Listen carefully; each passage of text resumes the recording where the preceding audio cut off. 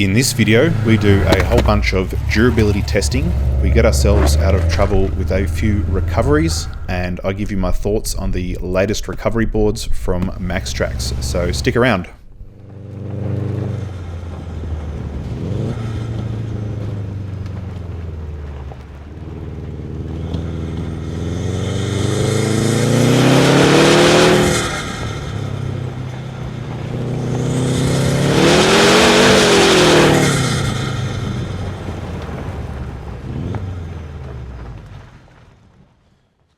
Alrighty guys, today we've got something pretty cool to show you. These are the Maxtrax LITE. Just going to jump in here with a quick little disclaimer. Now these Maxtrax LITE recovery boards were sent to me by Maxtrax. They actually sent me a whole bunch of gear. If you follow me on Instagram, you might have seen I posted some stories about all the gear they sent me. And basically they saw my content and reached out to me to ask if I wanted to test out these Maxtrax LITEs. At the time, I'd been using their original Mark IIs for 8 or 9 years, and they'd been fantastic. So naturally, I was more than happy to work with them on this one. There was no rules. I could say whatever I liked about them. All they asked me to mention was that they're a great entry-level product to the market because they are only $179. So great price. They're 48% lighter than the Mark IIs, so they're nice and lightweight, and that's the main focus of these. They're a small, compact, new option designed specifically for smaller vehicles, and I've had an opportunity to test them out for a while now, and I think they're great. So let's jump into it. Now they're still Australian made, still have a lifetime warranty like the Mark IIs, so you're getting a lot of the good features. You have all the same sort of design and style. However, you get half the weight and they're a bit more compact. So pretty cool. As you see, I just pulled them out the back of my car. I've got my fridge installed in there and a few other bits and pieces, and they still fit in no dramas. I just chuck them in. So it's really good for a smaller car like a Subaru Forester or a Jimny or something like that, to have something a bit smaller than the Mark IIs or the Extremes you've seen obviously. I've had them for about 8, 9, maybe even 10 months now, and during that time I've had the opportunity to test them out in various situations, in sand, in ruts.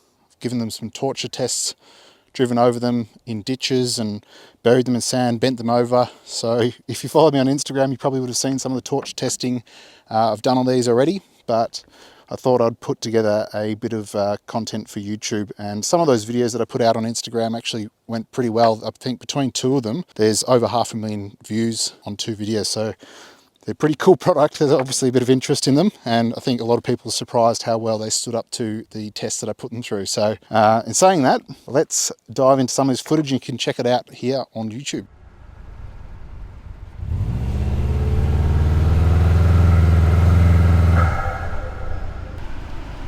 Alrighty guys, Studio Monty checking in here.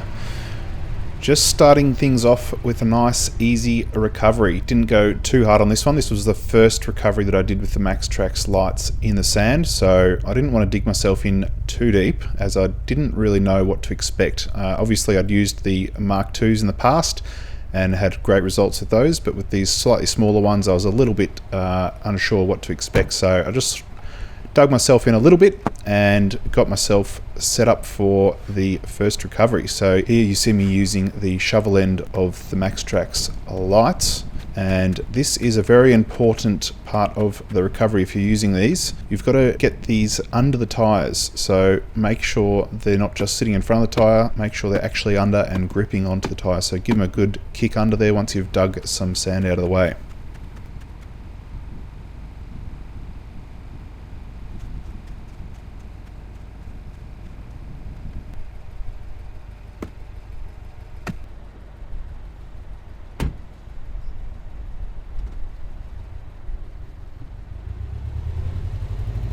So with proper preparation and the Maxtrax stuck under the front tyres, not just sitting there in front of them, you see they work perfectly, popped me straight up out of the holes that I was in.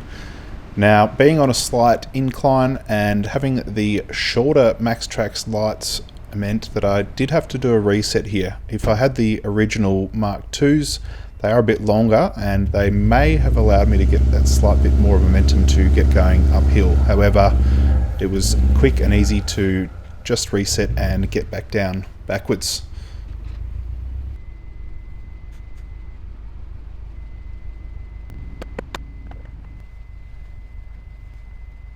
Pretty happy with those.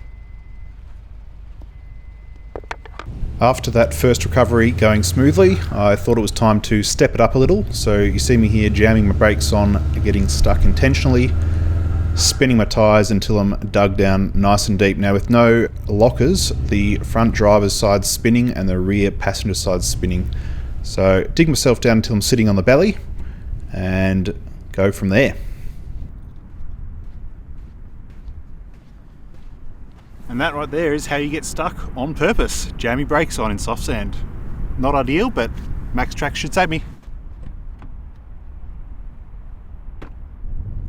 I've got my work cut out for me this time. After letting the car dig itself right down to its belly, I've got a lot more sand to move, and it's no problem with these Maxtrax lights. They've got two ends to them, so make sure if you're digging with them, use the shovel end. It's got a smoother surface on the underside, so it's really good for digging sand out. Now again, if you are doing these sort of recoveries, make sure you dig down nice and deep and get under those tyres so the car can climb up on top of them. Because if you don't dig them properly, you can just spin your wheels, and that's when you can run into trouble with burning some lugs off. But if you dig them nice and deep, get them under the front tyres, you'll be set up. Now you see I did use the shovel a little bit as well, just to make it easier. I didn't have to be on my hands and knees the whole time. But as you see here, the car is stuck right down to its belly. So I've got control arms on the ground, bash plate on the ground, and just the whole underbelly of the car in general is on the ground. So really made sure those Maxtrax were stuck in nice and firmly under those front tyres. Now, apologies for this shot being out of focus. There's been a few shots I've noticed while I'm editing this that have been out of focus. Not sure what happened with those, but it's not too much, so carry on.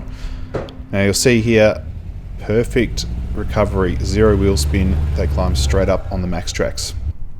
Alrighty, well that worked perfectly. You can see the Maxtrax buried down here, just shining through. And here's the other one.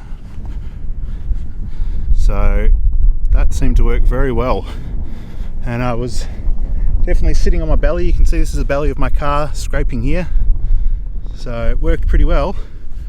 Here's some of the rear control arm dragging, and there's a hole the rear tyre was in that was pretty deep.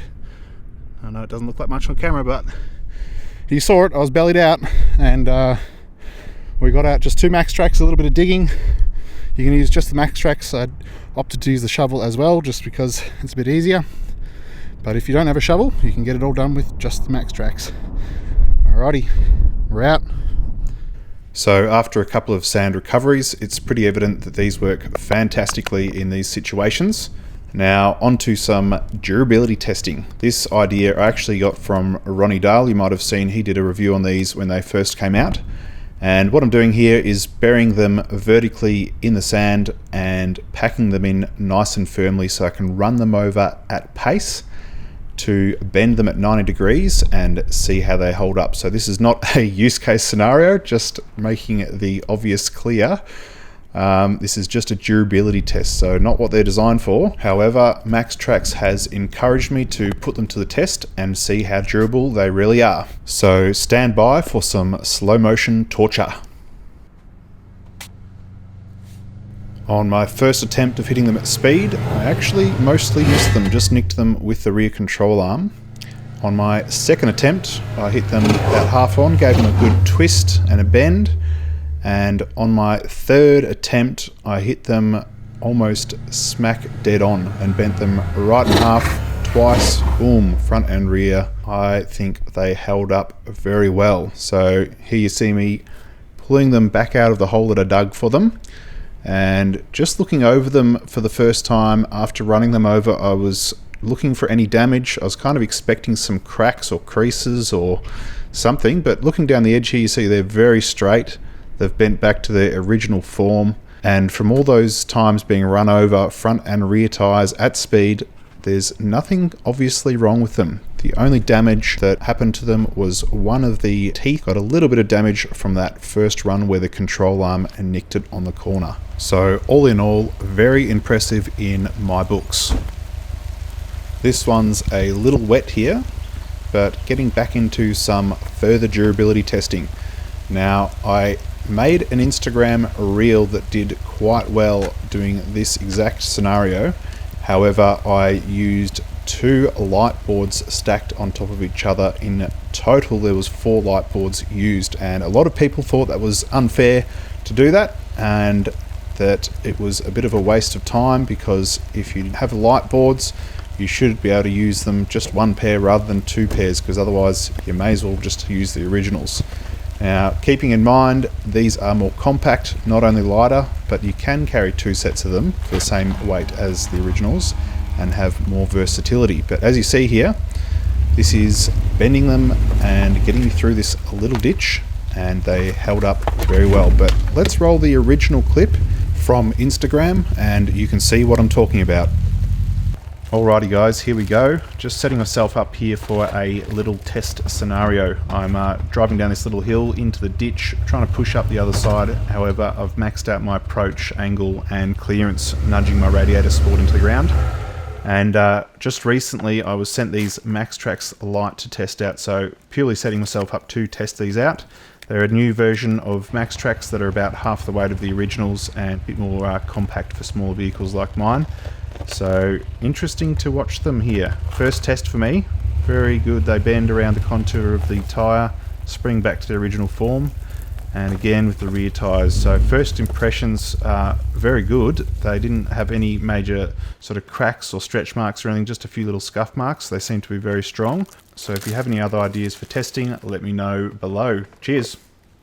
So that was the original reel from Instagram and the audio from Instagram. Now this is a few months after that footage, so I'm driving through the ditch with no boards here. Now I believe it has filled up slightly with a bit more rubble and the edges aren't quite as steep, so I was able to push through without nudging my radiator support into the ground too much.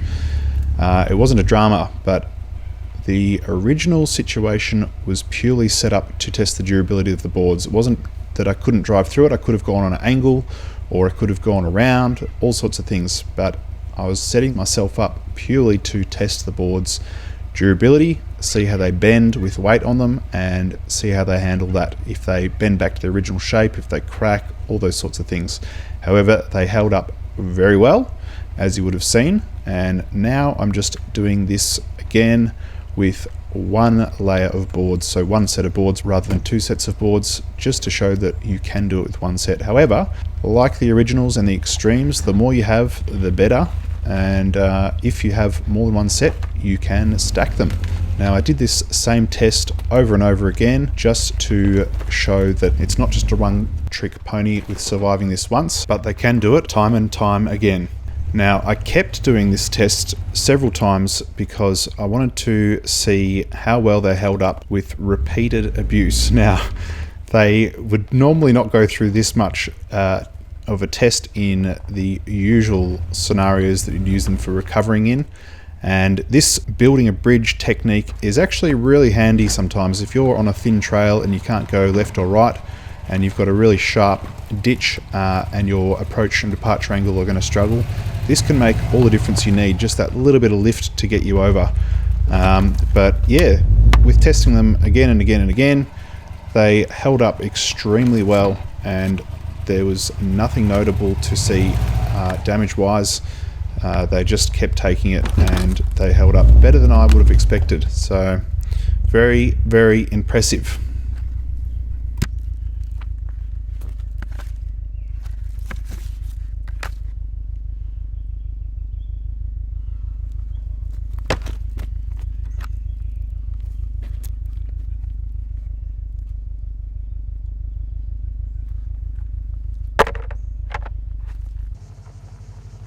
After all the extensive durability testing, I went back to looking for some real-world use case scenarios and tried to find some mud that I might get stuck in. Although I was a little bit apprehensive to deal with the mud, so I only went through some shallow sections. I didn't get into any really deep stuff.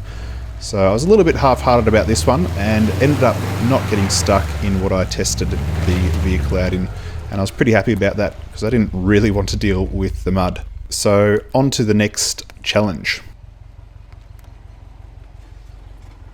here I am tipping down into this little gully, just looking for some steep pinches to roll down and climb back up.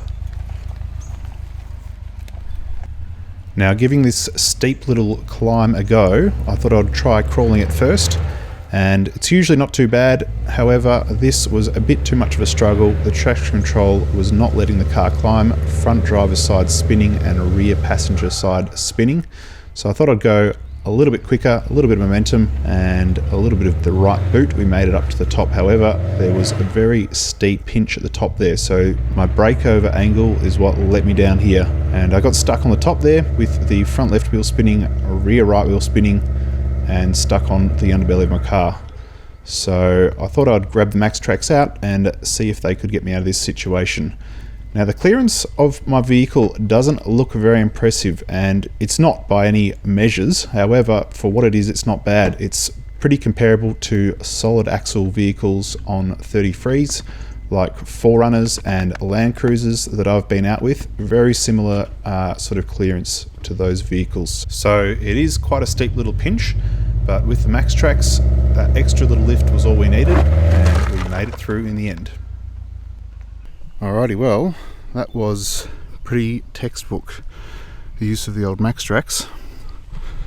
So here, this is a very slick, steep climb, and I had my rear right wheel spinning here because I was high centered.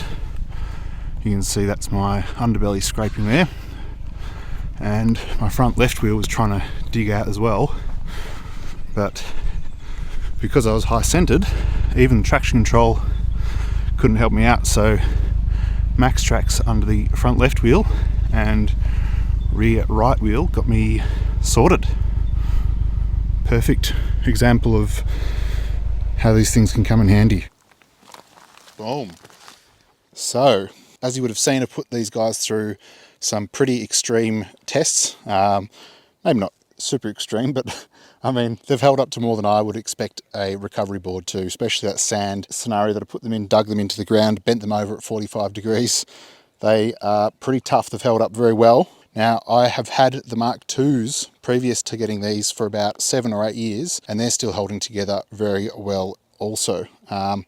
Now, I haven't put these through as much as I put through the Mark IIs because I had them for so many years. I've only had these for, I think, 9 or 10 months, as I mentioned.